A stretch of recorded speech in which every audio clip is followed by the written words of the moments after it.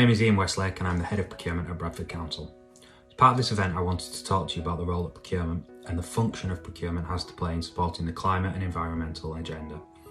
Start by giving some context. I believe that the function of procurement and the procurement professionals that will deliver this function are the key enablers to help any organisation deliver their strategic goals, no matter what they are. Bradford Council declared a climate emergency and committed to the green economy in 2019. And the function of procurement has a huge role to play in this, and hopefully this will be realised on a number of levels. From a strategic perspective, the Council has formed the climate group internally. There's ownership at a senior level to address these issues and there's significant political support. Sustainability implications are considered within every decision that the Council makes, and that is inclusive of the procurement ones. Procurement is also involved in these groups, so it has a key role to play in helping the Council deliver this strategic agenda. The obvious role that procurement function has is to facilitate the large projects that impact on the environment. Our projects for electric vehicles, for alternative fuel centres, bike lanes, sustainable buildings and associated goods, works and services like building management systems, biomass boilers, planting trees and so on. And other climate driven projects will always be part of the procurement's functions role to deliver on this agenda.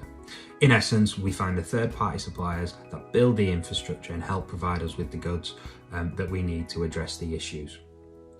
But this is a fairly simplistic view of the function's role, and I believe that the procurement function also has a more subtle role to play in the way that it influences both the culture of the organisation to make sure that the sustainability agenda is delivered. And we do that through the goods and works and services that perhaps a casual audience may not associate with this agenda. And we should be doing this through our commissioning and specifying, and also through our procurement processes. So to take the commissioning first, and specifically the way that we specify what we want, we need to challenge the way that we procure goods, works and services to ensure that pre-procurement we are including requirements that meet this sustainability agenda.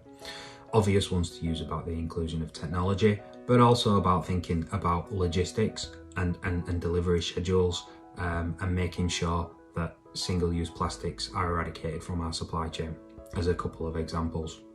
Some of the commissioners and specifiers within the Council won't necessarily know about the technology developments or the art of the possible when it comes to specifying what they want to meet this sustainability agenda, and therefore it's really important that the procurement professionals understand the markets that they work in, that they understand what the suppliers can give and what is the art of the possible. Pre-market engagement is incredibly important to address this, and it's important that we can forward plan what we are going to buy so that the market has knowledge of that and the suppliers can engage with us on these issues. Of course, the key to this is that we have to be prepared to listen to the suppliers and understand what they are offering so that we can build our specifications appropriately.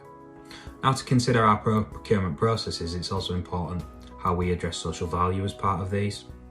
And we are trialling a new methodology for recording social value, and that's the Local Government Association supported TOMS measurement, which is themes, outcomes and measures, which uses a menu of social value indicators which suppliers commit to delivering contractually and will be rewarded throughout the tender evaluation.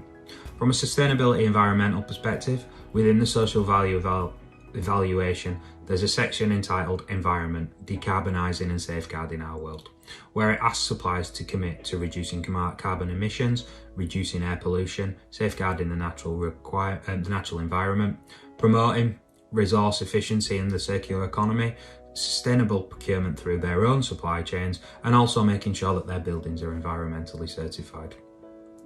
And organisations that can commit to delivering those through the contract will obviously score more highly in the tender evaluation. And this is something that the Council is placing a lot of emphasis on, with social value making up approximately 10% of the overall evaluation.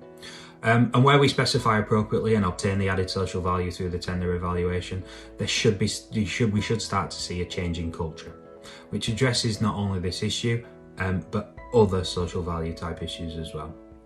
But it isn't going to be a quick fix, but action is needed now. However, there is a balance to be made, and that balance is between the cost, the quality and the social value in every procurement. And getting this balance right is more important than ever, as local authorities look to balance financial pressures with a desire to support the local economy and deliver on its social value and sustainability agenda. When I consider this balance, it leads me back to the Council's Keep It Local principles as a methodology to achieve all these goals. And that is what the Council's new procurement strategy for the next 5 years will be focused on. The methodology of Buy for Bradford will hopefully significantly contribute to the local economy, sustaining our local businesses, and in doing so reduce our impact on the environment, utilising the power of our local communities with our significant third-party spend here at the Council. Thank you.